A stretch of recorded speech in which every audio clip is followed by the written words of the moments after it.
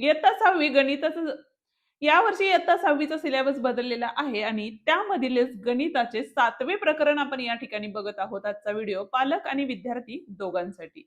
आजच्या व्हिडिओमध्ये आपण सराव संच 7.1 बघणार आहे. पूर्ण सोडवून देणार आहे, त्यामुळे व्हिडिओ शेवटपर्यंत नक्की बघा आणि व्हिडिओ आवडला तर व्हिडिओला लाईक, शेअर आणि कमेंट करायला विसरू नका आणि त्याचप्रमाणे जर चॅनलवर नवीन आणि पहिल्यांदाच असाल तर चॅनलला नक्की सबस्क्राईब करून बेल आयकॉन दाबा. तर मग चला सुरुवात करूया आजच्या व्हिडिओला. बघूया पहिला प्रश्न काय दिलेला आहे. पहिला प्रश्न काय आहे बघा, तर पहिल्या संख्येचे दुसऱ्या संख्येशी असलेले गुणोत्तर अतिसंक्षिप्त रूपात काढा असं आपल्याला सांगितलेलं आहे. ठीक आहे, पहिलं गणित काय दिलेलं आहे बघा, तर 36 आणि 88 दिलेलं आहे. म्हणजे पहिला जी संख्या आहे ती अंशात लिहायची आहे आणि दुसरी संख्या आपण काय करणार आहे, छेदात लिहिणार आहे. अतिसंक्षिप्त रूप म्हणजे काय, तर या संख्येला म्हणजे या दोन्ही संख्येना अशी संख्या शोधायची आहे ज्या एका संख्येने दोन्ही संख्येला भाग जाईल. ठीक आहे, तर आता कोणत्या संख्येने जाईल बघा, 4नी या दोन्ही संख्येला भाग जातो म्हणून 4नी भाग घालवला तर 4 9 36 झाले, 4 दोन्ही 8 आणि 4 दोन्ही किती आले, 8 आले. म्हणजे अतिसंक्षिप्त रूप 9/22 असणार आहे. ठीक आहे, आता दुसरं गणित. ठीक आहे, दुसऱ्यामध्ये आपल्याला काय सांगितलेलं आहे बघा, तर या ठिकाणी 72 भागिले 18 दिलेलं आहे. ठीक आहे, आता जर तुम्हाला 30 पर्यंतचे पाढे येत असतील तर अतिउत्तम आहे, कारण हे गणित सोडवायला तुम्हाला सोपं जाणार आहे. ठीक आहे, या ठिकाणी 72 घेतले, या ठिकाणी काय घेतले, 18 घेतले. आता 18च्या पाड्यामध्ये 72 आहे, त्यामुळे डायरेक्ट 18नी तुम्ही या ठिकाणी भाग घालवू शकता. नसेल तुम्हाला 18नी भाग जात नसेल तर पहिल्यांदा 9नी घालवा, नंतर 2नी घालवा. असं केलं तरीही चालेल, म्हणजे छोट्या छोट्या संख्येने भाग घालवत गेला तरीही चालते. आता या ठिकाणी बघा, आपण काय केलं, 18नी या दोन्ही संख्येला भाग घालवला तर 18 चोक 72 आणि 18 एके 18, म्हणजे 4 1 हे काय असणार आहे, त्याचे गुणोत्तर असणार आहे. ठीक आहे, आता बघूया तिसरा प्रश्न काय आहे बघा, तर 91/65. ठीक आहे, तर आता 65ला आणि 91 हे दोन्ही संख्या कोणत्या पाड्यात येतात, तर 13च्या पाड्यात येतात. म्हणून आपण 13ने या दोन्ही संख्येला भाग घालवला तर 13 7 91 आणि 13 5 किती होतात, तर 65 होतात या ठिकाणी. ठीक आहे, आणि चौथं गणित काय सांगितलेलं आहे आपल्याला बघा, या ठिकाणी 85 भागिले 102. ठीक आहे, तर या दोन्ही संख्येला भाग जाणारी संख्या कोणती आहे आपली, तर 17नी या दोन्ही संख्येला भाग जातो म्हणून 17नी भाग घालवला तर 17 5 किती होतात, तर 85 होतात आणि 17 सख्ख किती होतात, तर 102 होतात. म्हणजे 5/6 हे काय असणार, याचं गुणोत्तर असणार आहे. ठीक आहे, जाऊया आता दुसऱ्या प्रश्नाकडे, पण त्याआधी अजूनही व्हिडिओला लाईक केलं नसेल तर व्हिडिओला लाईक करा, हाईप द्या आणि तुमच्या मित्रांनाही आपले व्हिडिओ नक्की शेअर करा. आता दुसरा प्रश्न काय सांगितलेला आहे बघा, या ठिकाणी दुसऱ्यातलं पहिला प्रश्न, तर दुसऱ्या संख्येचे पहिल्या संख्येशी असलेले गुणोत्तर अतिसंक्षिप्त रूपात काढा. वरती काय होतं, पहिल्या संख्येचे दुसऱ्या संख्येशी, आता दुसऱ्या संख्येचे पहिल्या संख्येशी, म्हणजे दुसरी संख्या अंशात लिहायची आणि पहिली संख्या काय करणार आहे, आपण छेदात लिहिणार आहे. आता यामध्ये जर बघितलं तर 28नी या दोन्ही संख्येला भाग जातो, मग 28 त्रिक किती होतात, तर 84 होतात आणि 28 एके किती होतात, तर 28. म्हणजे 3 1 हे काय असणार आहे, त्याचे गुणोत्तर असणार आहे. ठीक आहे, त्याचप्रमाणे दुसरं गणित काय आहे, तर 32चे 120 बरोबर असलेले गुणोत्तर आपल्याला या ठिकाणी काढायचे आहे. आता या ठिकाणी बघा, 32 आणि 120 या दोन्ही संख्येला भाग जाणारी संख्या कोणती आहे, 2नी जातो, 4नी पण जातो, 4 8 8 चोक 32 आणि 8नी या संख्येला सुद्धा भाग जातो. म्हणून आपण काय करूया, 8नी या दोन्ही संख्येला भाग घालवला तर 8 चोक 32 झाले, 8 एके 8 किती राहिले बघा, या ठिकाणी 4 राहिले. या ठिकाणी 8 पंचे किती होतात, तर 40 होतात. म्हणजे 4 15 हे काय असणार आहे, त्याचं गुणोत्तर असणार आहे. ठीक आहे, आता त्याच पद्धतीनं जर तिसरा प्रश्न बघितला या ठिकाणी, तर 75 135 आहे, 75 आणि 135 संख्या आहे, पण आपल्याला गुणोत्तर लिहिताना काय करायचंय, तर दुसरी संख्या वरती लिहायची आहे आणि पहिली संख्या खाली लिहायची आहे. दुसऱ्या संख्येचे पहिल्या संख्येशी असलेले गुणोत्तर या ठिकाणी आपल्याला काढायचे आहे. आता या दोन्ही संख्यांना भाग जाणारी संख्या कोणती आहे बघा, तर 15 आहे, ज्यांनी 135ला आणि 75ला भाग जातो. 15 9 35 असे आणि 15 5 किती होतात, तर 75 होतात. म्हणजे 9/5 हे गुणोत्तर असणार आहे. त्याच पद्धतीनं चौथ्या प्रश्नाचं गुणोत्तर काय येईल ते तुम्ही मला कमेंट करून नक्की सांगा.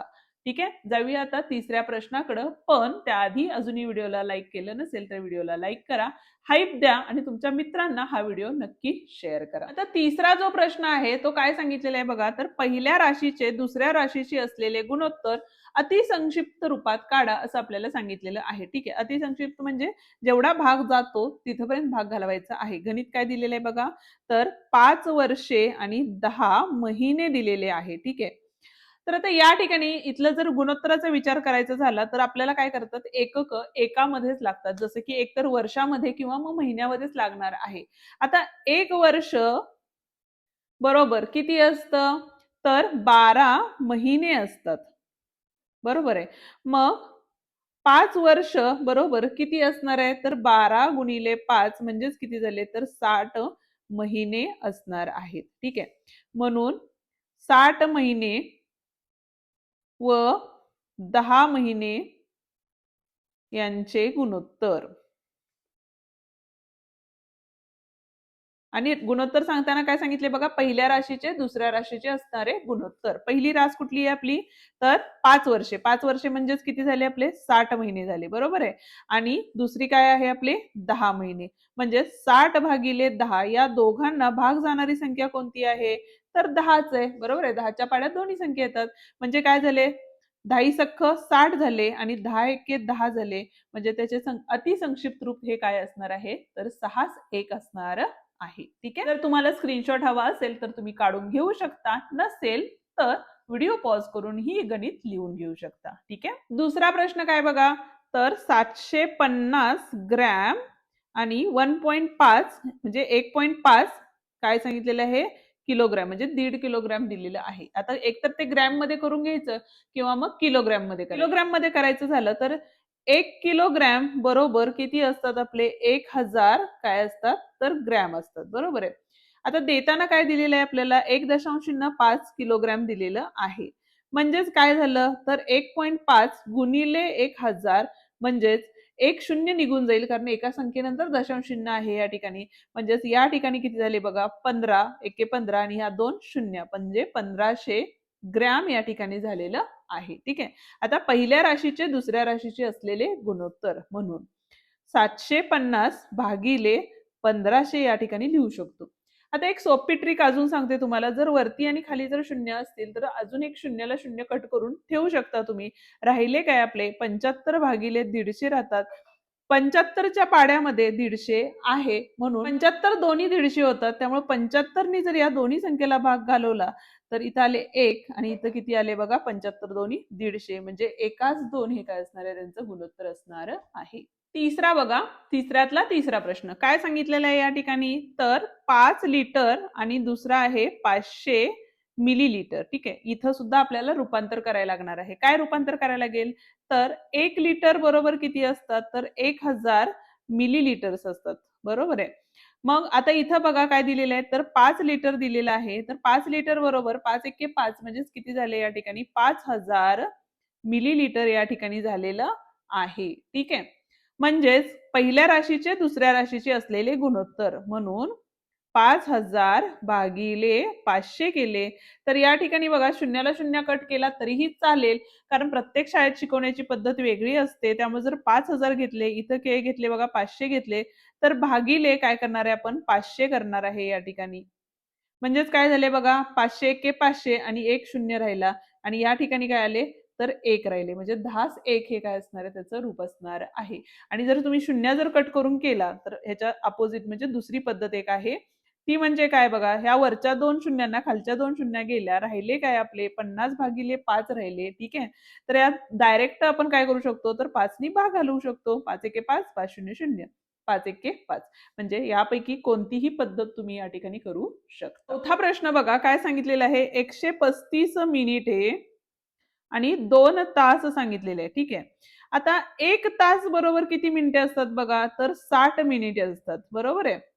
मग 2 तास बरोबर किती झाले, तर साई दोन्ही 12 120 मिनिटे झाली. ठीक आहे, आता पहिल्या राशीचे दुसऱ्या राशीचे असणारे गुणोत्तर म्हणजे या ठिकाणी काय करणार आहे आपण, 135 भागिले 120. 135 भागिले 120 केलं तर या दोन्ही संख्या कशाच्या पाड्यामध्ये येतात, तर 15च्या येतात बघा. बरोबर आहे. 15 8 20 असते आणि 15 9 35 असे म्हणजे 9-8 हे काय असणार याचं गुणोत्तर असणार आहे. ठीक आहे. पाचवा बघा, तिसऱ्यातला पाचवा प्रश्न आहे. 2.1 मीटर आणि इथं 70 सेमी दिलेलं आहे. आता यासाठी तुम्हाला एकक माहिती असणं गरजेचं आहे. ठीक आहे. मग आता काय होईल बघा या ठिकाणी, तर 1 मीटर बरोबर किती असतं, तर 100 सेंटीमीटर असतात. बरोबर आहे. मग आता इथं 2.1 मीटर आहे, तर याला 2.1 गुणिले जर 100 केलं, दशांश चिन्हानंतर एक संख्या आणि इथला एक शून्य गेला तर किती राहिलात बघा, 21 एके 21 आणि एक शून्य म्हणजे 210 सेमी असणार आहे. ठीक आहे. आता गुणोत्तर कशाचे आहे बघा, तर पहिल्या राशीचे दुसऱ्या राशीचे असणारे गुणोत्तर आहे. पहिली रास काय आपली 210 आहे आणि दुसरी रास काय आहे 70 आहे. बरोबर आहे. शून्याला शून्य गेले म्हणजे 21/7. दोघांना भाग जाणारी संख्या कोणती आहे, 7 आहे. बरोबर आहे. 7 त्रिक 21 आणि 7 एके 7 म्हणजे 3-1 हे काय असणार आहे, याचं गुणोत्तर असणार आहे. ठीक आहे. जाऊया आता पुढच्या म्हणजे चौथ्या प्रश्नाकडे, पण त्याआधी अजूनही व्हिडिओला लाईक केलं नसेल तर व्हिडिओला लाईक करा, हाईप द्या आणि तुमच्या मित्रांना आपला हा व्हिडिओ नक्की शेअर करा. चौथा प्रश्न बघा, या ठिकाणी काय सांगितलेलं आहे, एका कारखान्यात महिला आणि पुरुष मिळून, महिला व पुरुष मिळून किती आहेत बघा, 320 कामगार आहेत. त्यापैकी 200 पुरुष कामगार आहेत. पुरुष कामगार किती आहेत या ठिकाणी, तर 200 आहेत. ठीक आहे. मग स्त्री कामगार म्हणजेच महिला कामगार किती असणार आहेत, महिला कामगार किती असणार आहे, तर एकूण कामगारांमधून पुरुष कामगारांची संख्या जर वजा केली तर किती राहिले बघा, 2 आणि इथं आले 120 या काय असणार आहेत, आपल्या महिला कामगार असणार आहे. ठीक आहे. म्हणजे महिला कामगार किती आले आपले, 120 आले. ठीक आहे. आता यावरून बघा पुढं काय करायला सांगितलेला प्रश्न आहे, तो काय सांगितलेला आहे आपल्याला, तर पुरुष कामगारांच्या संख्येचे महिला कामगारांच्या संख्येशी असलेले गुणोत्तर काढा. ठीक आहे. म्हणजेच काय असणार आहे, आपले पुरुष कामगार भागिले काय असणार आहे या ठिकाणी, महिला कामगार. बरोबर आहे. पुरुष कामगार किती आहेत, तर 200 आहेत. महिला कामगार किती आहेत, 120 आहेत. बरोबर. शून्याला शून्य गेली. 20/12 कशाने भाग जातो दोघांना, तर 4 जातो. म्हणजे 4 20 आणि 4 त्रिकम किती झाले, तर 12 झालेलं आहे. ठीक आहे. आता ब प्रश्न, ब मध्ये काय सांगितलेलं आहे बघा, पुरुष कामगारांच्या संख्येचे एकूण कामगारांच्या संख्येशी असलेले गुणोत्तर. वरती काय असणार आहे, पुरुष कामगार आणि खाली काय आहेत आपले, एकूण कामगार. ठीक आहे. आता पुरुष कामगार किती आहेत आपले, 200, म्हणून आपण काय लिहिले इथं 200 भागिले एकूण कामगार किती आहेत आपले, 320, म्हणून इथं लिहिले 320. शून्याला शून्य गेली. 200 भागिले 32 कशाने भाग जातो बघा या ठिकाणी, तर 4 जातो. बरोबर आहे. म्हणजे 4 20 आणि 4 32 म्हणजे 5-8 हे गुणोत्तर असणार आहे. आणि क प्रश्न काय आहे तोही बघूया. आता या ठिकाणी सांगितलं आहे क प्रश्न की महिला कामगारांच्या संख्येचे एकूण कामगारांच्या संख्येशी असलेले गुणोत्तर. महिला आणि एकूण कामगार काय आहेत, किती आहेत बघा, महिला आपण वजाबाकी करून आलेल्या 120 आहेत. पुरुष कामगार एकूण कामगार किती आहेत, 320. शून्याला शून्य गेले. 12/32 कशाने भाग जातो या ठिकाणी, 4 जातो. बरोबर आहे. 4 त्रिकम 12, 4 32 म्हणजे 3-8 हे गुणोत्तर असणार आहे. ठीक आहे. या ठिकाणी आपला हा सराव संच 7.1 संपतो. आजचा व्हिडिओ तुम्हाला कसा वाटला ते कमेंट करून नक्की सांगा. व्हिडिओ आवडला असेल तर व्हिडिओला लाईक, शेअर आणि कमेंट करायला विसरू नका. आणि त्याचप्रमाणे जर चॅनलवर नवीन आणि पहिल्यांदाच असाल तर चॅनलला नक्की सबस्क्राईब करून बेल आयकॉन दाबा, जेणेकरून आपल्या अशाच नवनवीन आलेल्या व्हिडिओची नोटिफिकेशन तुम्हाला लवकरात लवकर मिळेल. आणि त्याचप्रमाणे जर तुम्हाला बाकीचे प्रकरण बघायचे असतील तर याची लिंक खाली आपण डिस्क्रिप्शन मध्ये दिलेली आहे, ती तुम्ही बघू शकता. पुन्हा भेटूया उद्याच्या भागात, ज्यामध्ये आपण सराव संच 7.2 सोडवणार आहे. धन्यवाद.